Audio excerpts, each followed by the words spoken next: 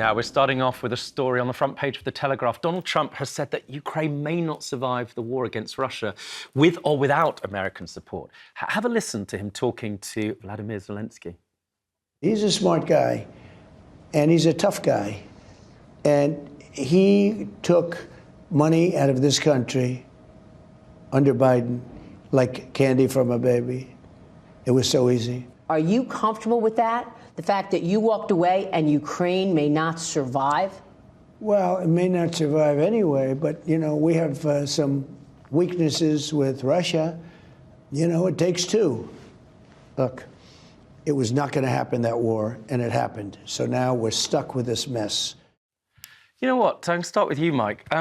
I believe that Boris Johnson said that there's some sort of crazy strategy perhaps going on here. Yeah. I mean, it looks, if there is a strategy, that's about as sophisticated as a crazed airline salad. What's going on? Well, I read a highly intellectual piece in one of the Sunday newspapers to say that actually Trump's plan is that he and Putin and the Chinese will just carve the world up into three parts and it'll all become a massive business operation for those three superpowers and nobody else counts. And you know what? I wouldn't be surprised if that is his plan, because his initial statement, he thought, I'd get everything done in 5 days. So when he talked about tariffs, Canada, Mexico, he expected them just to collapse immediately and agree to all his demands about fentanyl and about immigrants coming in. And they said, hang on, we're staying independent of America. He's been shocked. So now he's doubled down, he's abandoned Ukraine, and he seems to be on the side of Putin. Susie, that is pretty chilling, isn't it?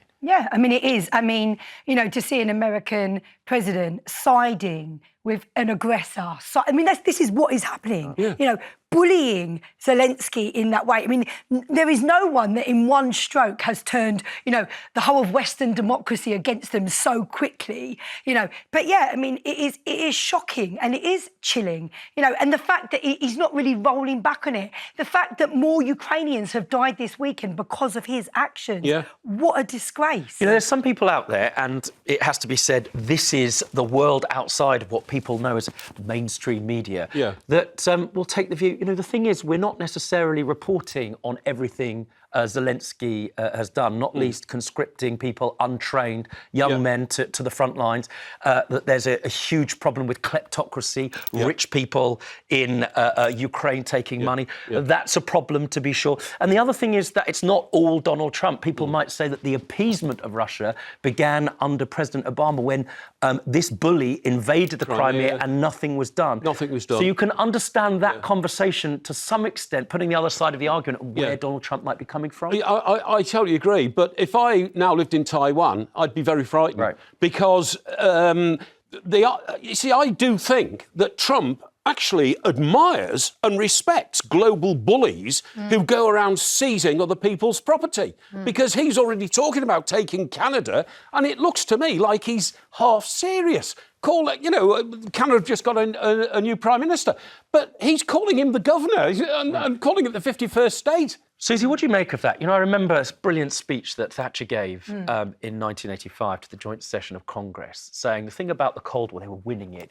is that it was our strength that brought Russia to the table. Ultimately, sometimes it's strong men and strong talk that really can bring peace, just like in the Cold War. Yeah, look, I mean, obviously, look, when you're negotiating, you've got to be clever, and that's absolutely right. But let's be honest, we need Ukraine's hand to be strong. What Trump has done is undermine Ukraine and side with Russia. Yeah, but he doesn't care about them. It's balmy. It's absolutely balmy. But it's worse than that. This is people's lives. This is a sovereign nation. It sets a terrible precedent. But, Susie, you say it's balmy. It's logic to Donald Trump. It's logical. I mean, for instance, the reason why the Marshall Plan was instituted after the Second World War was because communism's desire was to take over the world.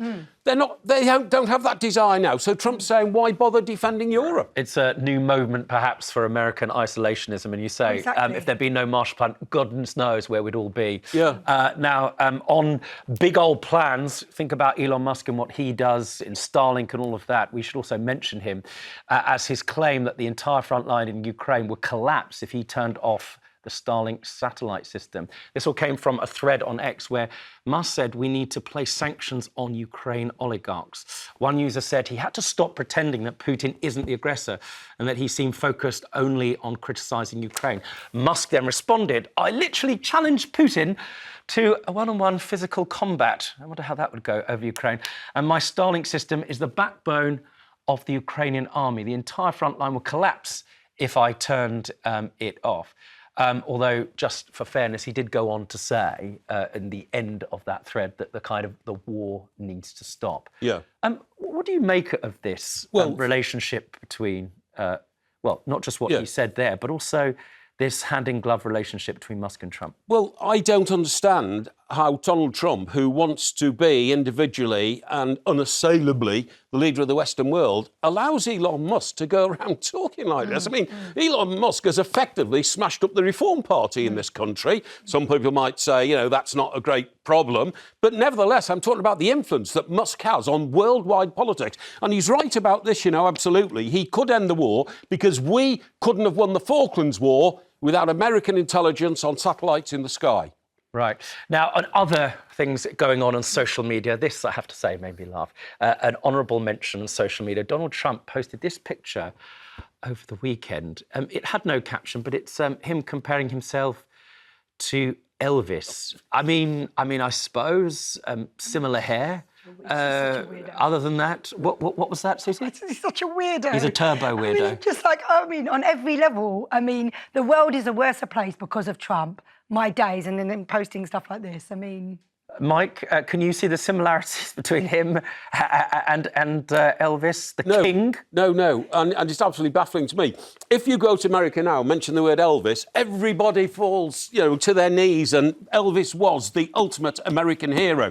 Trouble is, Trump's only the ultimate American hero to half of the United States. The other half hate him, so it's not bringing people together. And the half that like him is rapidly decreasing, actually. Well, over to their northern border in Canada, former Bank of England Governor Mark Carney has become the next Prime Minister. He replaced Justin Trudeau, who has been in office since 2015, 10 years. Have a listen to some of Justin Trudeau's farewell speech. As your leader, as your Prime Minister, I have done my level best each and every single day to help build a country that stays worthy of all Canadians. And although you'll always find me alongside you, cheering along, their future and your future is now in your hands. Merci, mes amis. Merci pour tout. Well, merci and au revoir. In his final address, in his first address, I should say, Mark Carney referenced Trump's tariffs and talk of making Canada America's 51st state. Listen to what Mark Carney, the new Prime Minister of Canada, has to say. And my government will keep our tariffs on until the Americans show us respect. America is not Canada. And Canada never, ever will be part of America in any way, shape, or form. We didn't ask for this fight, but Canadians are always ready when someone else drops the gloves. So the Americans, they should make no mistake, in trade as in hockey, Canada will win. You know, fighting talk, Susie. Talk about political fortunes. I mean, I know not everybody's into Canadian politics, not until recently, since Trump's announcement. But, you know, until basically a week ago, it looked like there was going to be a massive Conservative landslide. The new guy, Pierre Poilievre, coming in, very likely to. All of a sudden, everything's turned around. And even Trudeau, who was terribly unpopular, is now a hero in Canada because of Trump. Yeah, I mean, it's fascinating, isn't it? Donald Trump has contributed very little since he's come to office in regards to positive things. However, he's allowed them to come back from the brink.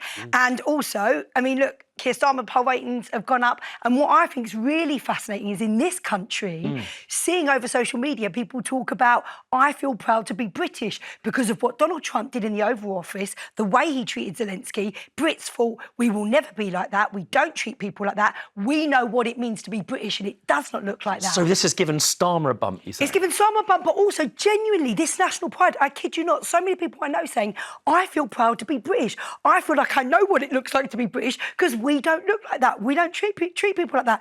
We stand up to aggressors. We've got that Winston Churchill DNA within us. You know, we stand on the side of the vulnerable, you know, and we fight against great evil. And Donald Trump has shown that he's not on that side. And Brits, we know that's what we're about. Mike, do you think that's true? It's one of these unintended consequences of Trump. It's made us all feel slightly prouder to be British in some way, like Susie said. I've always felt proud to be British. I haven't got a problem with that. I've been incredibly disappointed by Trump's actions in his first 3 or 4 weeks. I'm baffled as to what he's all about. Can I say, if I was Canadian, I'd be very sceptical about Mark Carney. Mark Carney is not a Democrat.